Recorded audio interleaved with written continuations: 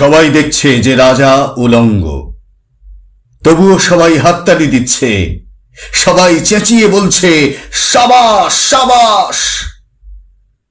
কারো মনে সংস্কার, কারো ভয়, কেউ বা নিজের বুদ্ধি অন্য মানুষের কাছে বন্ধক দিয়েছে, কেউ বা পরান্নভোজী, কেউ কৃপা প্রার্থী, উমেদার, প্রবঞ্চক।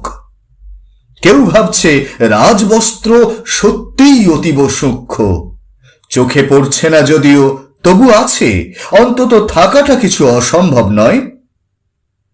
গল্পটা সবাই জানে, কিন্তু সেই গল্পের ভিতরে শুধুই প্রশস্তি বাক্য উচ্চারক কিছু আপাদ মস্তক ভীতু ফন্দিবাজ অথবা নির্বোধ স্তাবক ছিল না, একটি শিশুও ছিল। সত্যবাদী, সরল, সাহসী একটি শিশু।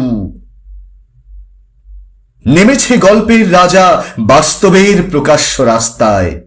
আবার হাততালি উঠছে মুহুর্মুহু, জমে উঠছে স্তাবক বৃন্দের ভিড়। কিন্তু সেই শিশুটিকে আমি ভিড়ের ভিতরে আজ কোথাও দেখছি না।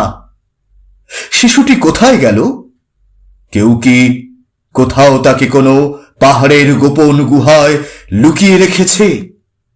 নাকি সে পাথর ঘাস মাটি নিয়ে খেলতে খেলতে ঘুমিয়ে পড়েছে কোনো দূর নির্জন নদীর ধারে, কিংবা কোনো প্রান্তরের গাছের ছায়ায়?